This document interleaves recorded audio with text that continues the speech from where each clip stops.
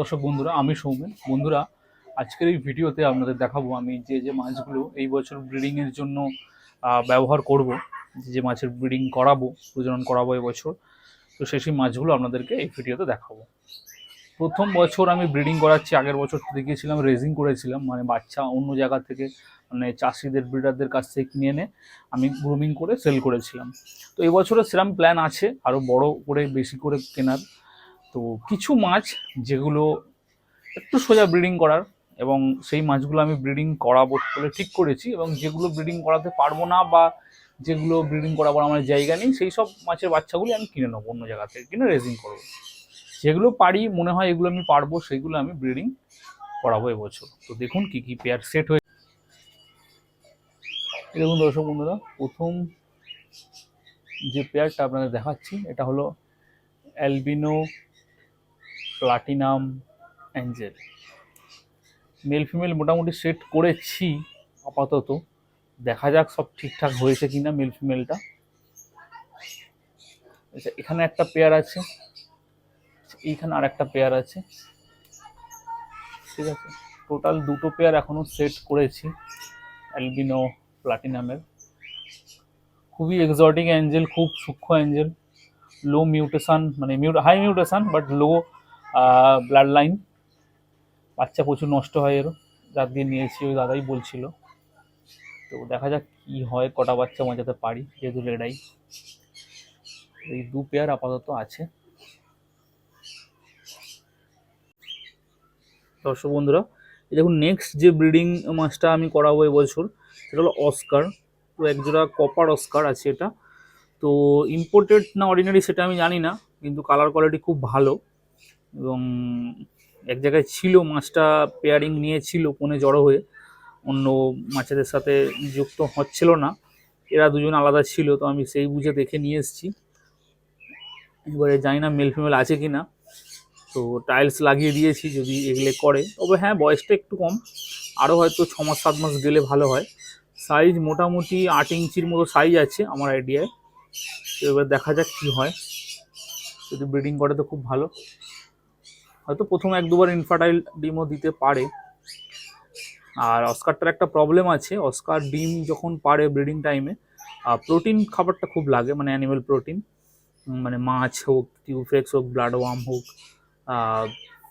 যে কোনো ধরনের কোনো অ্যানিমাল প্রোটিন লাগে। কিন্তু এদের সমস্যা হচ্ছে, এরা একটা হবিস্টের কাছে থাকায় সে ড্রাই ফ্রুট খাওয়াতো, সেই জন্য মাছগুলো মানে একদম ভেজিটেরিয়ান হয়ে গেছে বলতে গেলে। সেই জন্য আমাকেও ড্রাই ফ্রুট দিতে হচ্ছে। কিন্তু চেষ্টা করছি ড্রাই ফ্রুটগুলো একটু দামি কোয়ালিটি দেওয়ার, যার মধ্যে অ্যানিমেল প্রোটিন একটু থাকবে, যাতে এরা ব্রিডিংটা ভালোভাবে করতে পারে। প্র্যাকটিস করাচ্ছি, দেখা যাক কী হয়। মেল ফিমেলটা আছে কিনা আপনারা কমেন্ট করে বলবেন। মোটামুটি আইডিয়া করে নিয়েছি, দেখা যাক কি হয়।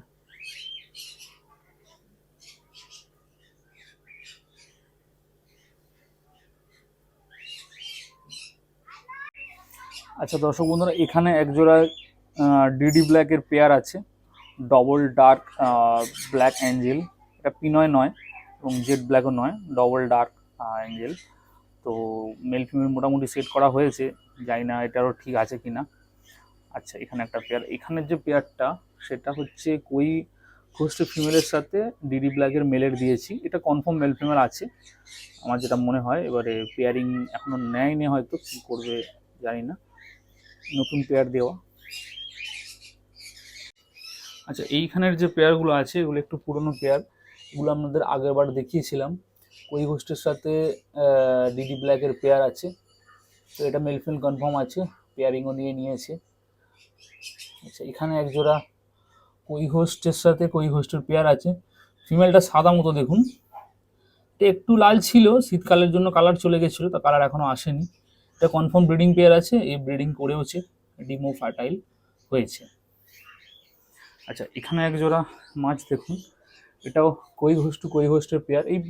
এই পেয়ারগুলো আপনাদের আগের বার দেখিয়েছিলাম, যেগুলো আমি মেল ফিমেল সিলেক্ট করে আলাদা করেছিলাম।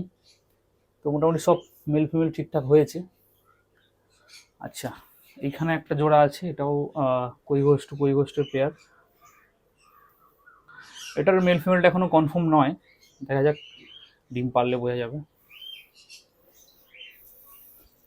আচ্ছা, এখানে এক জোড়া মাছ আছে, এটা কই হোস্ট টু কই হোস্টের পেয়ার। আর এটা হচ্ছে যে এটা ডিম দিয়েছিল, এটা কনফার্ম মেল ফিমেল আছে, ব্রিডিং পেয়ার, ব্রিডিংও করেছে।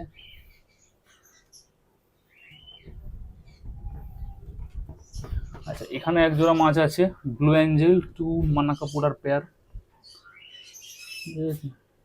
তো এটা মেল ফিমেল তো দেখে মনে হয়েছে, কিন্তু ডিম 2-3বার 4বার দিয়েছে, প্রত্যেকবার ইনফার্টাইল ডিম হয়েছে। মেলটার একটু প্রবলেম, এটাকে আমি মেল হয়েছে, মেলটার একটু প্রবলেম আছে, পেটটা সবসময় ফুলে থাকে, হয়তো কোনো ইন্টারনাল প্রবলেম আছে, সেই জন্য ডিমটা ইনফার্টাইল হচ্ছে। দেখা যাক কি হয় এবার ডিম পারলে।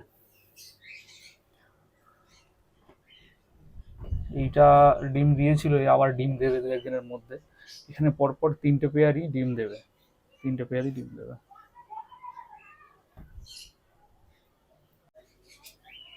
আচ্ছা, এবারে আপনাদের দেখাই সব থেকে ফেমাস যে মাছটা, এটা হলো রেড আই স্ট্রবেরি।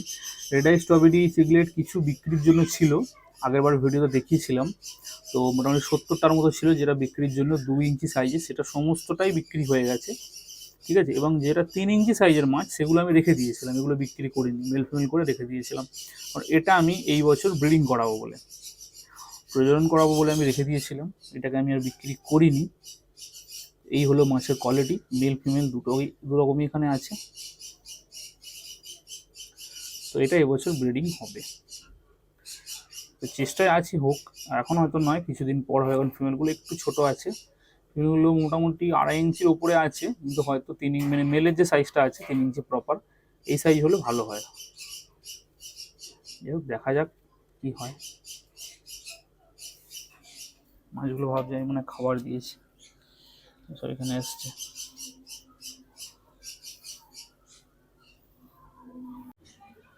তো দর্শক বন্ধুরা, এবারে আমি আপনাদের দেখাচ্ছি অ্যাঞ্জেলের কিছু ব্রিডিং, কিছু বাচ্চা হয়েছে, সেই বাচ্চাগুলো আপনাদের দেখাচ্ছি। দেখুন, এই দেখুন দর্শক বন্ধুরা, এগুলো হলো অ্যাঞ্জেলের বাচ্চা, খুব ছোট, ব্রাইন সিম খায় এখন।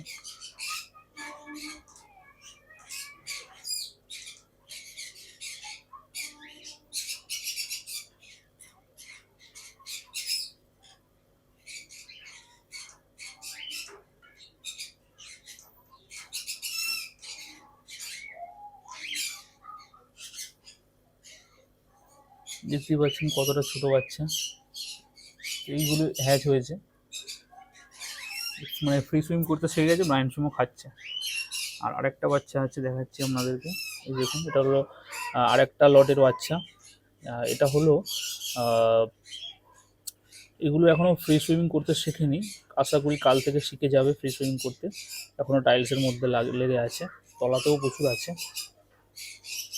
তলাতেও প্রচুর আছে, এইসব কোণে কোণে জড়ো হয়ে আছে। আর টাইলসের মধ্যে এগুলো লেগে আছে।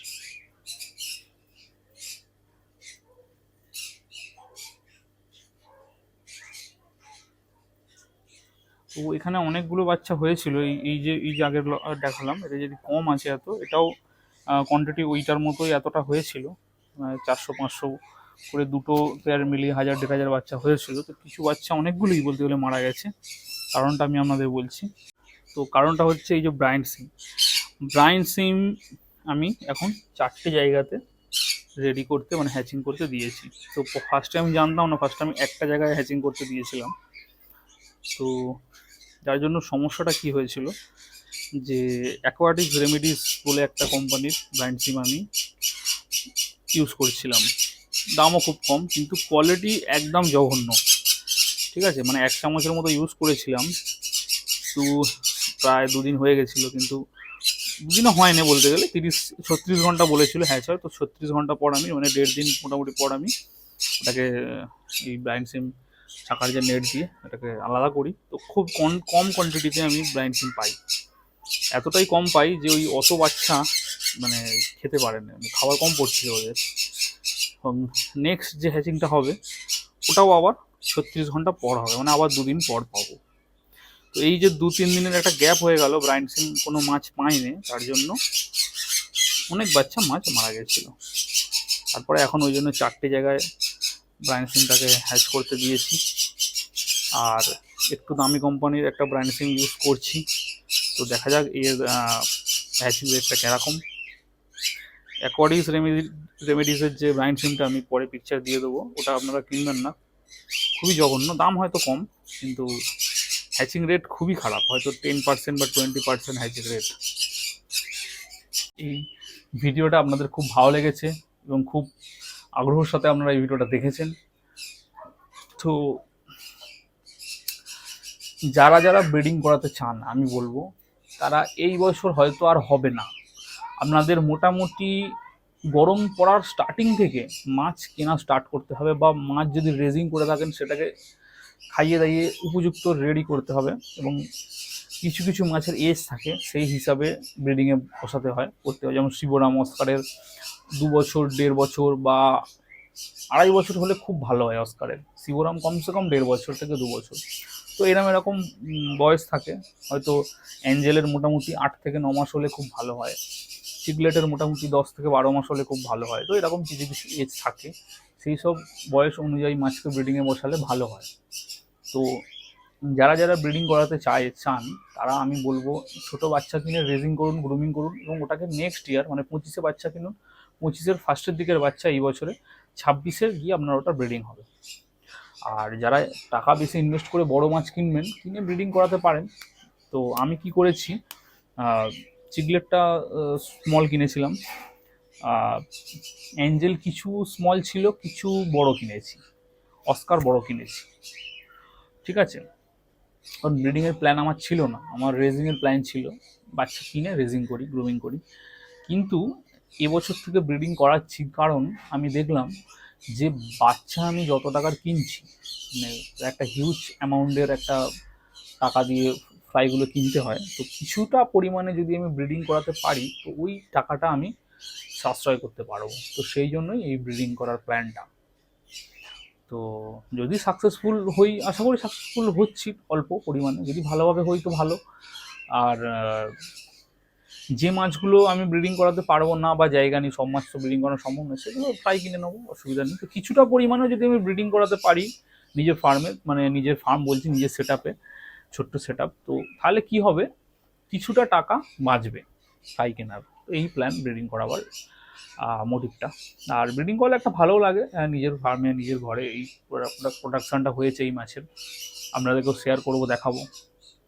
দেখা হচ্ছে আবারও নতুন ভিডিওতে। নতুন ভিডিও আসবে, কিছু ফ্রাইয়ের আমি অর্ডার দিয়েছি, চিকলেট ফ্রাই, মানে মিক্স চিকলেট, যেরকম আগের বছরও আমি দেখিয়েছিলাম, ব্লু ডলফিন, ড্যামাসনি, এইসব চিকলেট থাকবে, অ্যালবিনো স্ট্রবেরি ফ্রাই, এই 3-4 রকম চিকলেটের ফ্রাই থাকবে। এবং থাকবে তার সাথে সেবারাম, এটা থাকবেই, রেড স্পটেরও থাকবে, অর্ডিনারিও থাকবে। এগুলো আমি যেহেতু ব্রিডিং করাচ্ছি না, তো এর ফ্রাইগুলো আমি কিনে নিচ্ছি। আর একটা খুবই মনস্টার গ্রুপের একটা মাছ, দামি মাছ, সেই মাছটাও ফ্রাই কিনছি। ওই মাছটাও ব্রিডিং করা সম্ভব নয়, তাই ফ্রাই কিনছি। আগের বছর কিনে নি, বা অনেকে কেনে না, অনেকে জানে না, তো একটু দামি ফ্রাইটা আমার কেনা পড়ছে প্রায় 40 টাকার আশপাশ, 40-45 টাকার আশপাশ আমার কেনা পড়ছে। ফ্রাই মানে ঠিক ফ্রাই নয়, 1 ইঞ্চির মতো সাইজ হবে, 1-1.5 ইঞ্চি, একটু বড়। নাম হচ্ছে মনস্টার গ্রুপে পড়ে, অ্যালবিনো জায়েন্ট গোরামি।